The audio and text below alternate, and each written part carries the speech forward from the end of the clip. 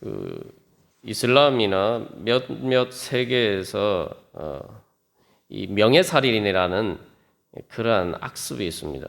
명예살인이라는 것이 예를 들면은 가족 중에 누가 성폭행을 당했다거나 그런 일이 있을 때에 우리가 통상적으로 생각하면은 이제 거기에 대해서 그 가해자에게 복수를 한다. 우리가 이렇게 생각합니다만 이 명예살인이라는 것은 이 거꾸로 그 가족의 그 이름을 가문의 이름을 더럽혔다고 그 피해자를 죽이는 겁니다.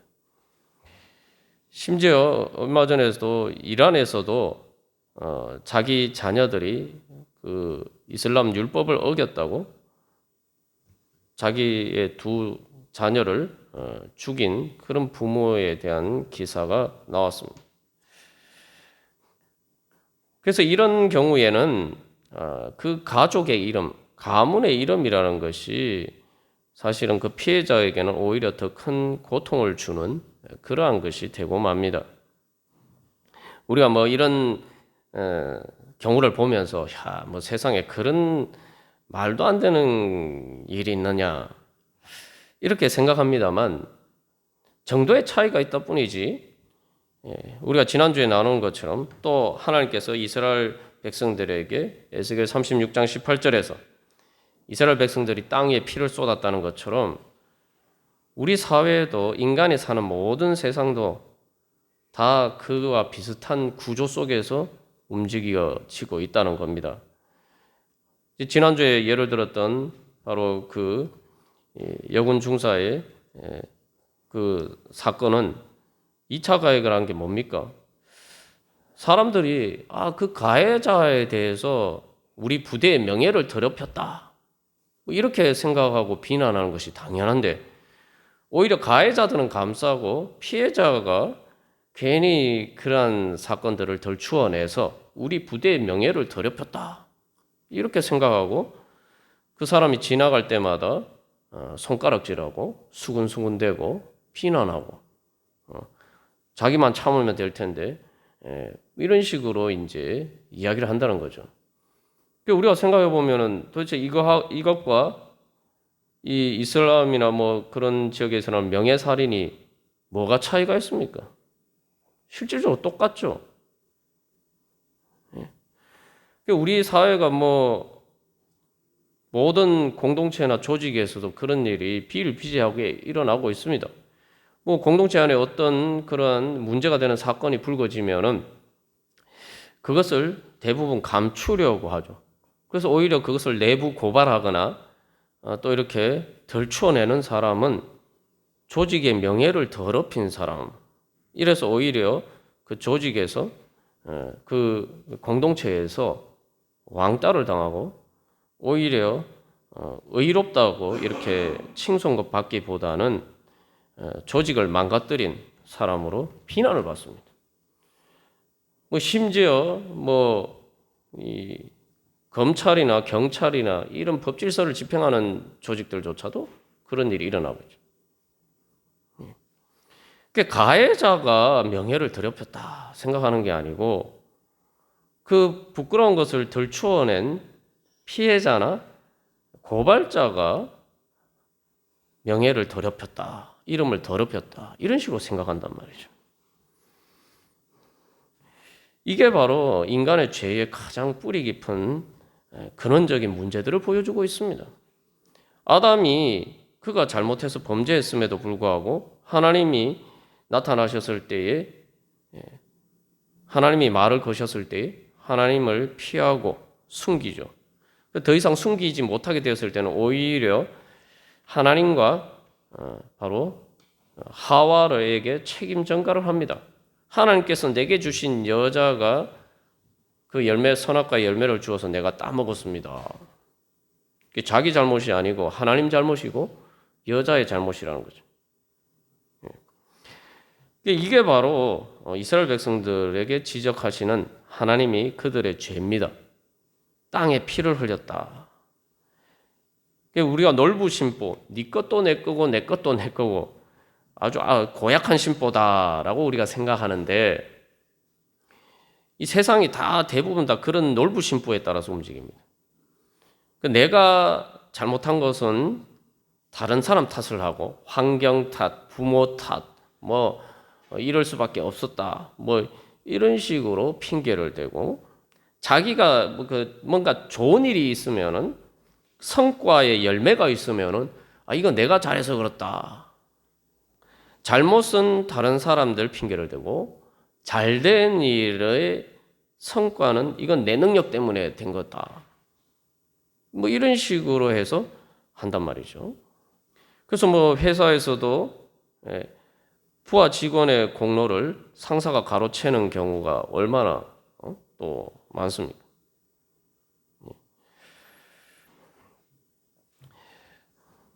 이게 바로 이런 식으로 우리는 살아갈 때가 많습니다.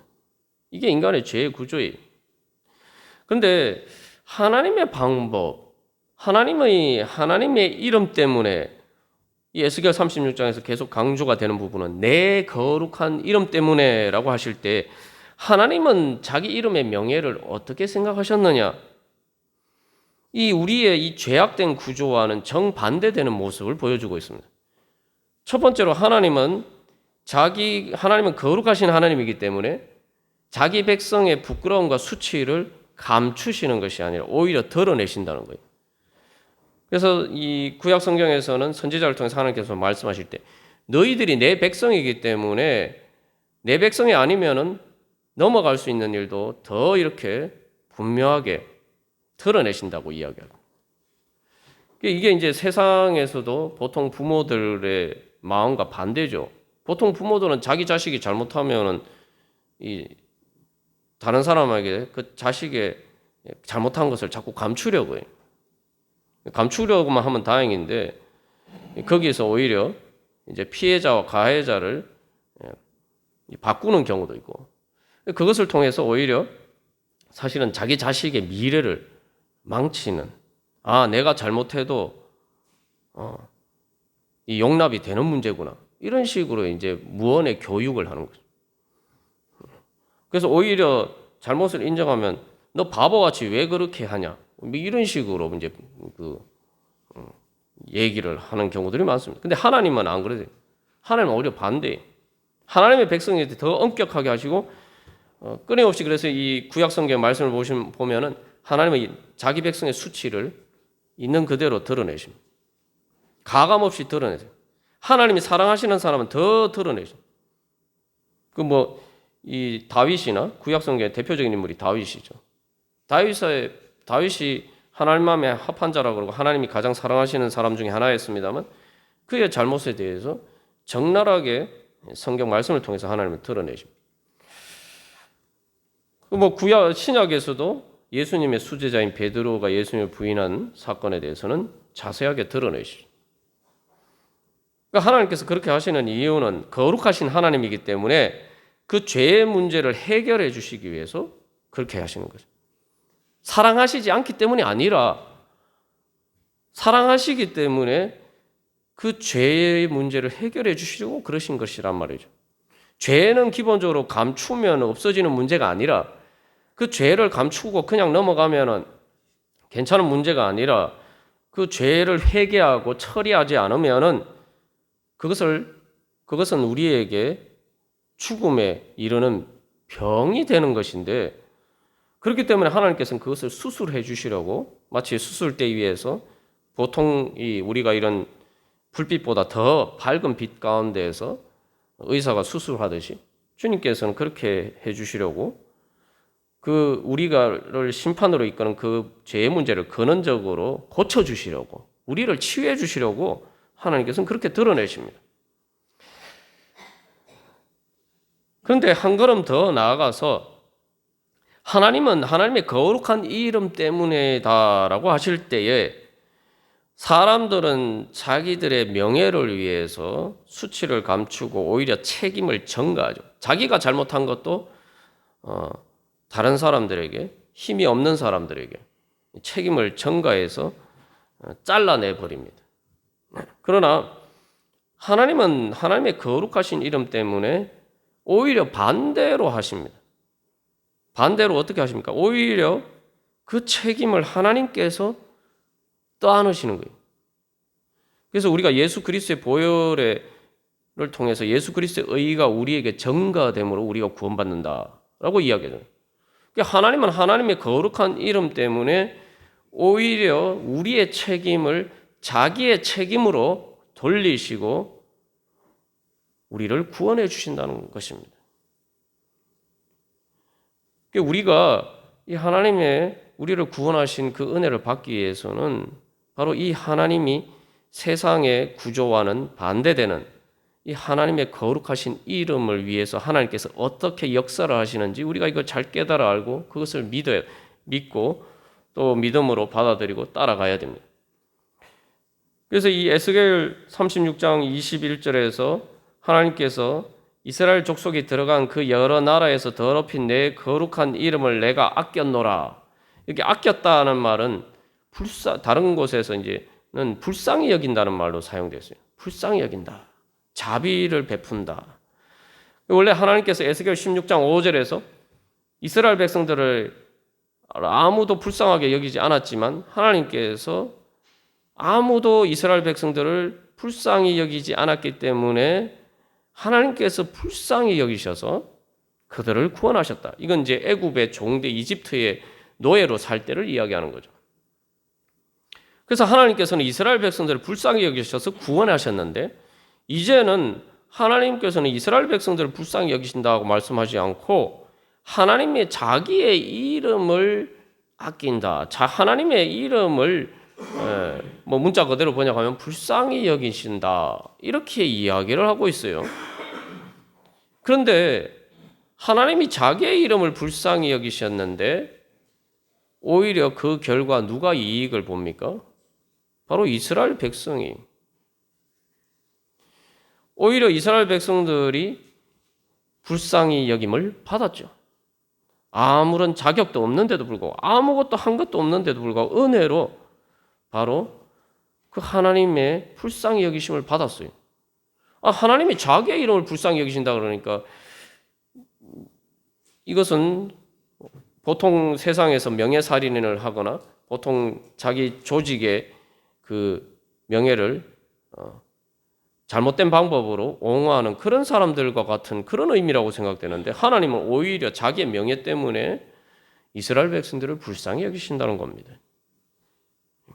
거기에다가 또 하나님께서는 하나님의 이름 때문에라고 이야기하시면서 24절 말씀에서 이스라엘 백성들을 고국 땅에 데리고 들어가시겠다. 고국 땅으로 다시 돌아가게 해주시겠다. 이렇게 말씀하시는데 이 고국이라는 말이 문자 그대로 하면은 너희들의 땅이에요. 너희들의 땅.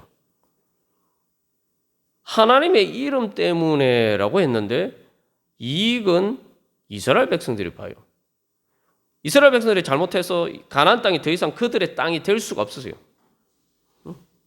그런데 하나님께서는 그 가나안 땅을 이제 너희들의 땅, 이스라엘 백성들의 소유로 여겨 주신다는 겁니다. 우리가 이 하나님의 은혜를 제대로 깨달아 알아야 됩니다. 하나님께서 왜 내가 너희들 때문이 아니고 내 거룩한 이름 때문이다. 그냥 은혜를 베풀어 주시면 되지. 왜 자꾸 이걸 강조하시느냐? 이 인간들의 놀부심보 때문에 그래요. 인간들이 그래서 이 죄에 대해서 하나님께서 지적하실 때 에스겔 36장 18절에서 우리가 지난주에 나눈 것처럼 땅 위에 피를 쏟고 우상들로 말미암아 자신들을 더럽혔다라고 하는데 우상이 뭡니까? 우상이 뭐냐 하면은 바로 이기적인 욕심이에요. 앞에서도 나눈 것처럼 내가 뭔가 열매가 있으면은 이건 내 거고 내가 잘해서 된 거고 잘못된 일이 있으면은 이건 내 잘못이 아니고 다른 사람 잘못이고 환경 탓이고 이런 식으로 하잖아요. 이게 인간의 이기적인 욕심의 발현이에요. 그게 바로 인간의 우상이에요. 자기 이익만 챙긴단 말이에요. 하나님께서는 바로 왜 너희들 때문이 아니다라고 얘기하는 거는 너희들이 어떤 은혜를 받아도 절대 너희들이 너희 자신의 공로나 너희들이 잘해서 그렇게 된 거라고 착각하지 말라는 거예요. 이 하나님의 인간의 이기적인 욕심, 조금만 뭐 잘 되면은 내가 잘해서 그렇지 하는 이 교만한, 그래서 그 단순히 교만한 것을 그렇지 않고 그것을 자기 자신을 주장하고 그래서 다른 사람을 깎아내리고 자기 남 위에 높아져서 군림하려고 하는, 자기 자신의 공로를 통해서 내세워서 그런 식으로 자기가 어떤 자기만의 이익을 차지하려고 하는 그런 악한 인간의 마음을, 그 죄에 대해서 사실은 하나님께서 철저하게 심판하신 거예요. 절대 너희들이 아무 공로 없다. 오직 내 거룩한 이름 때문이다. 너희들이 잘 돼도 너희들이 은혜를 받은 걸 가지고 착각하고, 이거 뭐 내가 잘 믿어서 그렇지. 우리식으로 얘기하면 그죠? 내가 예수 잘 믿어서 그렇지. 내가 다른 사람보다 더 헌신해서 그렇지. 그런 식으로, 그래서 나는 다른 사람들보다 나는 그래도 천국에 갈 자격이 더 있지. 이런 식으로 생각하지 말라는 거예요. 교회 안에서도 그런 생각이 자리 잡기, 그러니까 내 공로, 내가 이만큼 했는데 이 생각이 우리 안에 자리 잡기 시작하는 순간 하나님의 은혜로 가는 천국으로 갈 수 있는 그런 천국이 되기보다는 바로 인간의 죄로 난무한 그런 곳으로 전락하기가 쉽습니다. 그래서 예수를 믿으러 가면 뭐 나는 이 정도 했으면은 그래도 천국 갈 만한 자격이 되는 건데, 뭐 천국까지는 안 하려고 그래도 지옥 갈 만큼은 아니지 않느냐. 예? 이런 생각은 다 망상이라는 거예요. 예? 그래서 철저하게 하나님 앞에서는 내 공로 아무것도 없고 그저 오직 주님의 은혜뿐입니다. 그렇게 겸손하게 돼 내 안에 이기적인 욕심, 아담의 원죄처럼 하나님과 같이 되어서 남 위에 군림하고려고 하는 그 근원적인 원죄가 그래서 깨어지는 거예요. 그래서 하나님이 이 말씀을 계속 강조해서 말씀하시는 거예요.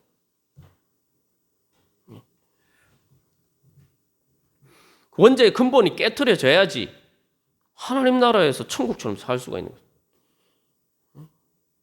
사람들은 뭐 그런 문제가 발생하면 그냥 조용히 덮어버리고 그냥 유야무야 넘어가면은 평안한 것처럼 생각되지만, 예? 그게 자기가 그런 일을 당하면은 그게 평안한 일입니까? 그런 식으로 사는 것이 천국이 됩니까? 그런 세상이 천국이 될 수 있습니까? 힘 있고 능력 있는 사람은 유야무야 넘어갈 수 있고, 힘 없는 사람은 억울한 일을 당해도 오히려 가해자 취급을 받고, 그런 세상이 지옥 같은 세상이 되는 거죠. 그러면 나는 예외라고 생각하지만 세상에서 최고가 되는 사람이 어디 있습니까? 다 도토리 키재기. 그래서는 천국이 될 수가 없어요. 이스라엘 백성들이 다시 하나님이 그들을 회복시키셔서 가나안 땅에 들어가도 행복하게 살 수가 없어요. 그래서는 여기서 우리가 한 가지 깨달아 알아야 될 것은 하나님이 은혜로 천국을 주시는데 그 은혜를 받을 만한 자격이 있어요. 그러려면은 근본적인 내 안에 그 이기적인 욕심과 그 교만, 이게 철저하게 깨져야 돼요. 모든 것이 다 하나님의 은혜입니다. 저는 죄인이고 오직 다 하나님의 은혜로 제가 천국 갈 수 있습니다. 뭐 내가 다른 사람보다 잘난 게 아니고 잘나서 내가 천국 갈 수 있는 게 아니에요. 그런 마음이 돼야지, 그런 사람들끼리 모여야지 구 천국이 되는 거예요. 그래서 뭔가 좋은 열매가 있으면은 다 참 여러분들 도와줘서 그렇습니다. 참 여러분들 때문입니다. 또 뭔가 잘못한 일이 있으면 이건 내가 잘못해서 그렇네, 내 책임입니다. 그러니까 이렇게 돼야지 이게 천국이 되는 거예요. 서로가 그렇게 돼야지, 그죠? 그래서 하나님께서 이스라엘 백성들에게 바로 이것을 계속 강조해서 말씀하시는 겁니다. 내 거룩한 이름 때문이다. 그래서 우리가 이걸 제대로 깨달아야 됩니다. 왜 우리가 이 천국에 갈 수 있는 하나님 나라의 백성이 될 수 있는 자격이 없는지를 철저하게 고백이 돼야 돼요. 정의의 관점에서 보면은 당연히 자격이 안 되죠.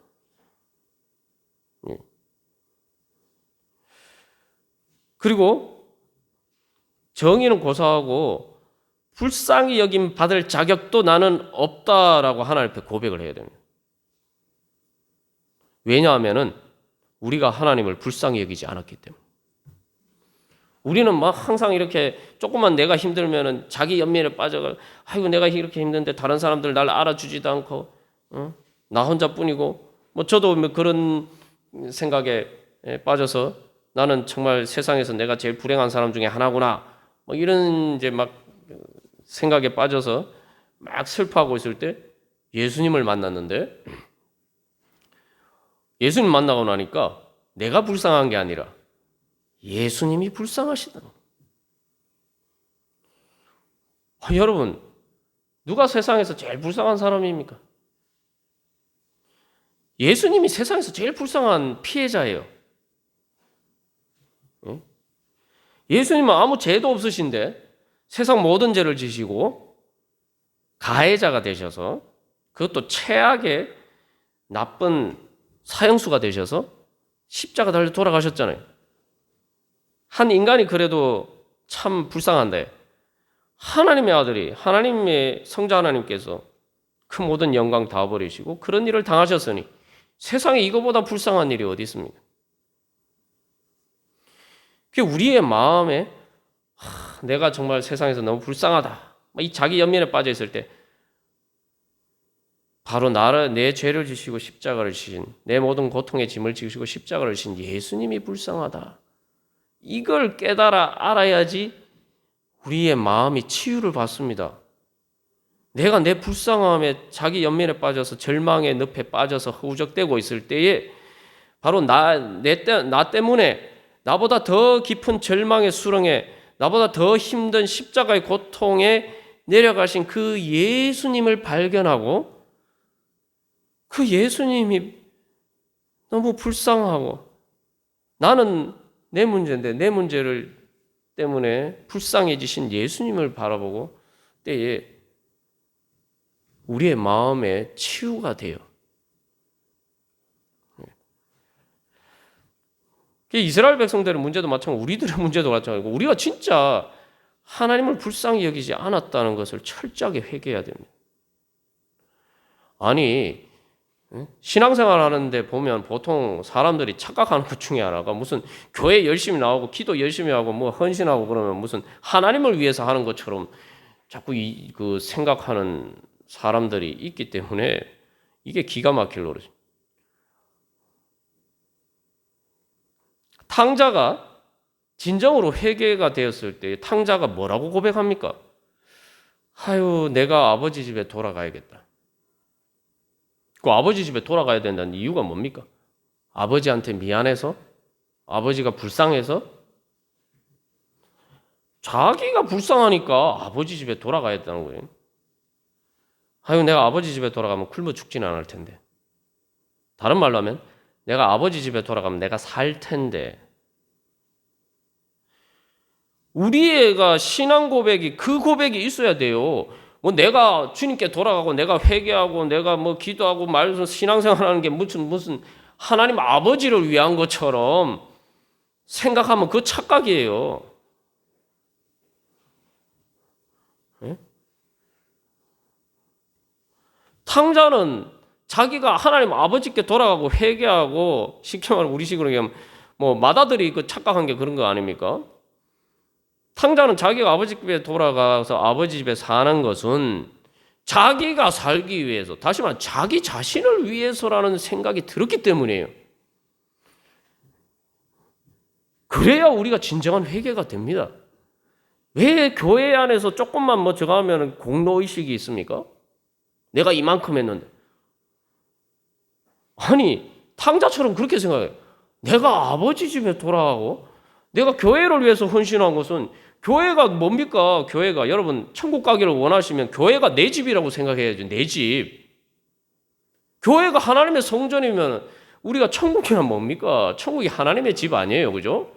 하나님의 집이 천국인데 내가 천국 갈 자격 안 되지만 난 하나님 집이 하나님 아버지 집이, 하나님이 내 아버지가 되고 내가 아버지 집처럼, 내가 아버지 집이니까 내 집 아니에요. 그죠? 근데 천국에 내 집처럼 내가 살고 싶다. 그게 천국 가는, 그게 이제 내 집처럼 살게 되면 그게 천국 아닙니까? 뭐 전세로 들어가거나, 그죠? 뭐 월세로 들어가거나, 뭐 잠깐 살다가 가는 게 아니라 예수님께서 성령님을 통해서 약속하신 것처럼 내가 너희들과 영원히 함께 하겠다. 예수님 약속하셨잖아요. 그게 뭡니까? 천국에서는 이게 뭐 말 그대로 내 집이기 때문에, 예? 뭐 재건축도 필요 없고, 예? 말 그대로 완전 내 집이, 영원한 내 집이 되기를 소망하는 거예요. 그 천국이, 하나님의 성전이 하나님의 집이 내 집이라고 생각하면 교회가 내 집이라고 생각해요. 아니, 내 집을 위해서 내가 뭔가를 하는데 그게 왜 내 공로입니까? 자기 집을 위해서 하는데. 여러분, 자녀들을 교육하실 때도 마찬가지잖아요. 자녀들이 어떤 생각이 들어야지 철이 듭니까? 부모가 공부해라 그럴 때, 보통 뭐 아이들이 그런 생각이 돼요. 자기 유익이라고 생각 안 하고, 이제 뭐 엄마 아빠 좋으라고. 다시 말하면 엄마 아빠 이름 때문에, 우리 자식이 뭐 이렇게 공부를 잘해서, 예? 이렇게 잘 됐다. 뭐 이렇게 다른 사람한테 자랑하려고. 예? 뭐 그렇게 구체적으로 생각하지 않아도 그렇게 생각하니까 이 공부는 나하고 별 상관없는 거고, 뭐 공부뿐만 아니라 내가 뭔가 이렇게 미래를 위해서 내가 뭔가를 해야 되는 것을 뭐 그렇게 생각하면은 별로 이렇게 억지로 하는 거죠. 그러나 이거 내가 이거 공부를 열심히 하든지 뭐 공부든 어떤 일이 내 미래를 위해서 이게 뭔가 열심히 해서 이게 내 일이다.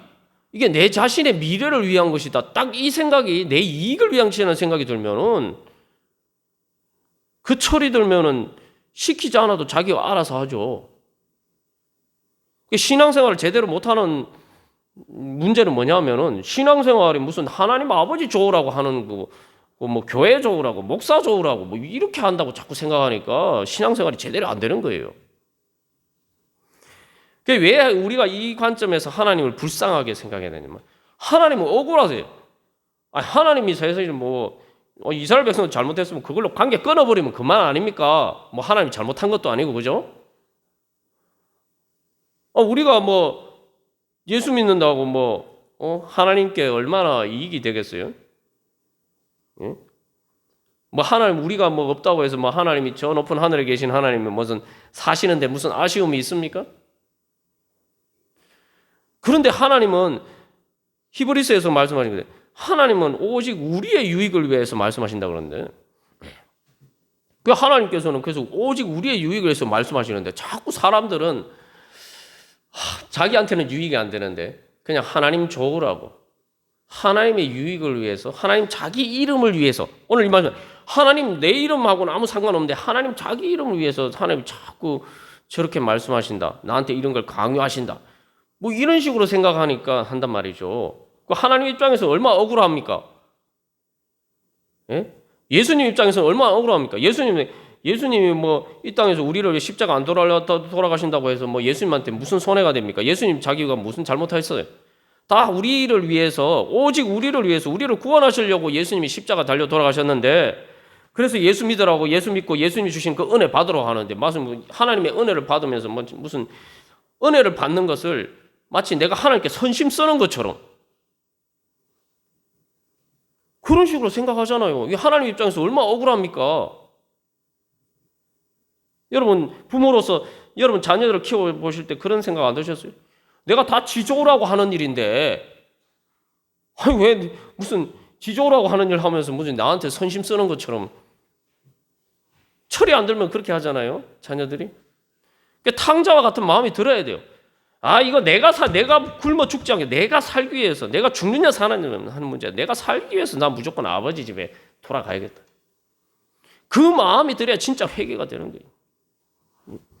그래서 오늘 이 에스겔 36장에 돌 같은 마음, 굳은 마음을 제가, 이 굳은 마음이라는 돌 같은 문자가 돼요. 돌 같은 마음이에요. 왜 돌 같은 마음이냐? 하나님 말씀하시는데 반응이 없어요.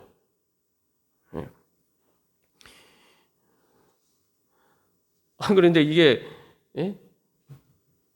그래서 하나님을 죽은 하나님 취급한단 말이에요. 제가 말씀드린 상식적으로 신앙생활을 해야 된다. 상식적으로 신앙생활하면 신앙생활 잘할 수 있다. 하나님을 여러분 의사처럼만 믿으면은 여러분 은혜 성령 충만 받습니다. 하나님을 학생들은 자기 학교 선생님, 가외 선생님, 학원 선생님만큼만 믿으면은 은혜 충만히 받습니다. 예? 하나님을 돈만큼만 믿으면은 하나님 제대로 믿는 거예요. 왜냐하면 우리는 돈이 우상이거든요. 돈을 우상처럼 섬기기 때문에 하나님을 돈만큼 안 믿어요. 솔직해져야 됩니다. 솔직해서 하나님 앞에.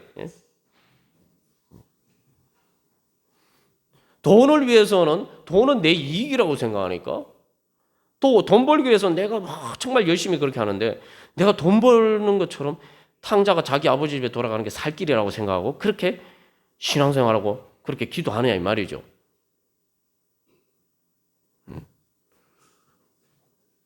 그런 식으로 하나님을 죽은 하나님 취급한단 말이죠. 하나님을 생각해 보십시오. 하나님을 살아계신 하나님, 만왕의 왕 되신 하나님을 돈보다도 하찮게 여기고 뭐 세상의 의사보다 뭐 세상의 선생님보다 하찮게 취급하면서 하나님한테 은혜 받겠다고 하나님 하면은 어떻게 하나님 앞에 은혜를 받습니까? 그 하나님께서는 우리를 불쌍히 여겨 주시려고 해도 우리는 그 은혜를 받을 자격이 안 돼요. 왜냐하면 하나님을 불쌍하게 여기지 않게 하나님을 무시하기 때문에. 우리를 불쌍히 여기시는 하나님의 은혜를 우리가 좀 속된 표현을 쓰겠습니다. 정말 개무시하기 때문에 하나님이 우리를 불쌍히 여기시는 은혜를 받을 우리는 자격이 안 돼요.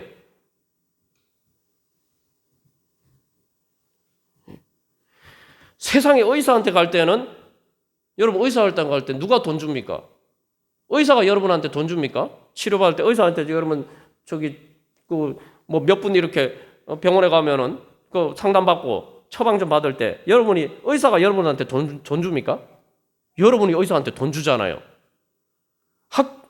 학원에 갈 때 학원 선생님한테 학생들은 누구한테 돈을 줍니까? 학원 선생님이 학생한테 돈을 줍니까? 학부모가 학원 선생님한테 돈 주지 않습니까? 근데 하나님은 다 은혜로 주신다는데 왜 하나님 말씀 안 듣습니까? 하나님 은혜로 공짜로 주시는데 하나님은 오히려 거꾸로 돼서 하나님이 은혜를 베풀어 주시고 하나님이 우리를 고쳐주시는데 우리가 하나님께 드려야 되는데 하나님이 우리한테 오히려 예수님의 생명까지 아끼지 않고 주셨는데 뻔뻔하게 세상의 사람들 앞에서는 자기가 돈 갖다 바치면서 굽신굽신하면서 그리고 그 사람들이 시키는 대로 해요. 당연히 의사한테 찾아갔으면 의사가 처방한 대로 따라야죠. 학교 선생님이 학원 선생님이 뭐 가르쳐 주면은 그게 진리라고 믿고 자기 마음대로 생각해서 시험 문제 풀 때 선생님이 가르쳐 주는 대로 안 하고 자기 멋대로 답을 적으면은 어떻게 됩니까? 세상에 그렇게 하는 사람이 누가 있습니까? 아무도 없잖아요. 근데 왜 우리는 하나님 앞에 나갈 때 하나님께 순종 안 합니까? 하나님을 무시하는 거예요. 그냥 하나님을 무시하는 게 아니라 하나님이 나한테 베풀어 주신 은혜를 무시하는 거예요. 이스라엘 백성들 그런 거죠. 애굽에 노예로 살던 그 이스라엘 백성들 구원해서 가나안 땅을 줬더니 광야에서도 마찬가지 아닙니까? 하나님 실컷 구원해 줬더니 애굽에 있을 때가 더 좋았는데 바로 밑에 있을 때가 더 좋았는데 그러면서 하나님 맨날 원망하고 그죠? 하나님의 이름을 누가 더럽혔나요? 이스라엘 백성들이 그런 식으로 더럽혔죠. 우리도 마찬가지. 하나님의 은혜 자체, 우리를 불쌍히 여겨주시는 은혜 자체를 우리가 무시한단 말이죠. 어리석게도. 그래서 우리가 은혜 불쌍히 여김 받을 자격조차도 없어요.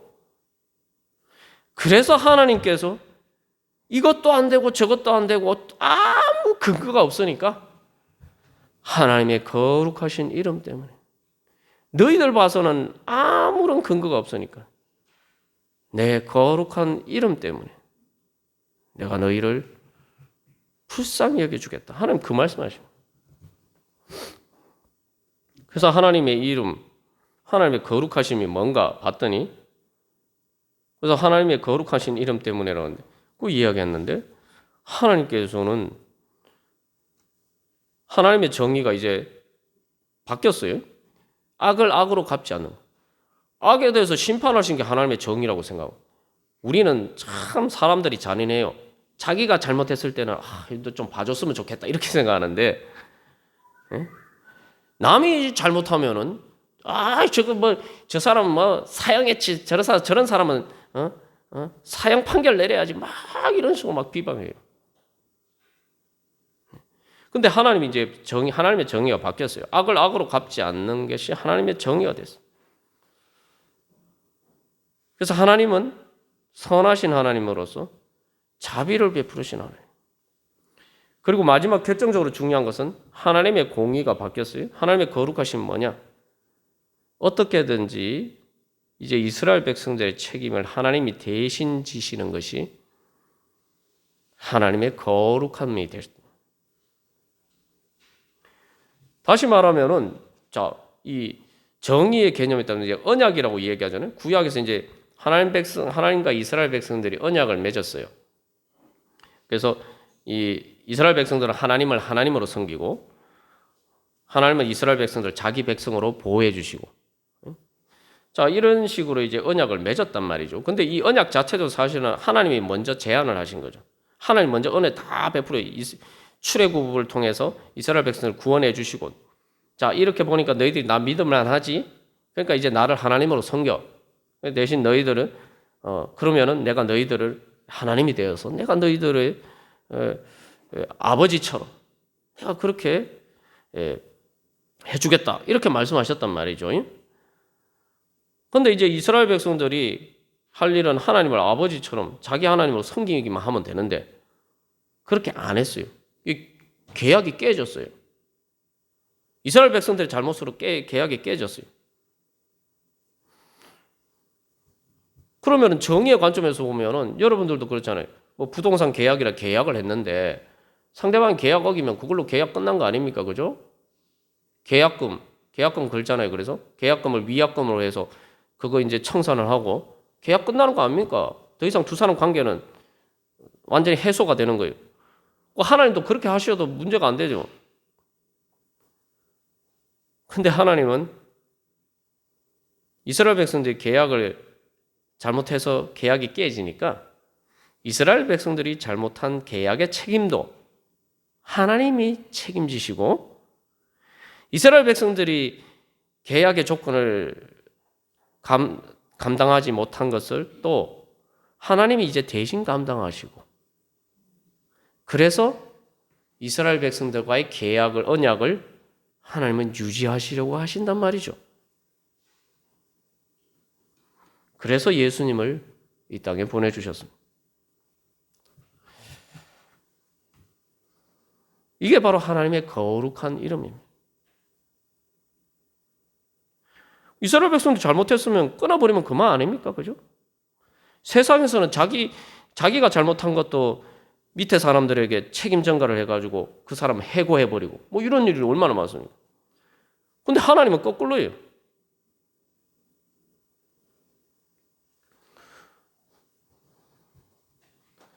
하나님의 이름이 문제이기 때문입니다.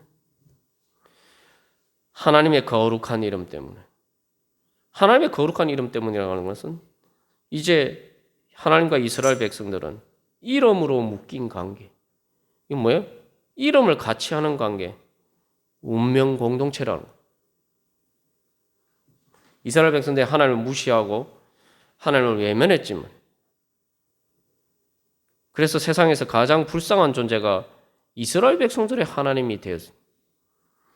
그러나 하나님께서는 이스라엘 백성들과의 그 관계를 끊으실 수가 없어서 하나님은 같은 운명 공동체로 여기시고 그래서 자기의 생명을 이스라엘 백성들을 위해서 우리를 위해서 거셨습니다. 그래서 예수님을 이 땅에 보내셨고 예수님이 우리를 대신해서 십자가에 달려 돌아가셨어요. 그래서 예수님의 이름을 믿는 겁니다. 예수님의 이름을 통해서 이 에스겔 36장에서는 하나님의 거룩한 이름을 위한 것이라는 것이 바로 우리의 잘못을 우리의 책임을 하나님이 따르시고 마치 우리가 하나님의 언약을 잘 지킨 것처럼 우리에게 은혜 베풀어 주시겠다. 그게 하나님의 거룩한 이름입니다. 그 하나님의 거룩한 이름이 바로 예수님의 이름을 통해서 나타납니다. 그래서 우리가 예수님을 믿는다는 게 그래서 그런 거예요. 예수님의 이름을 믿는다는 게 바로 그런 의미입니다.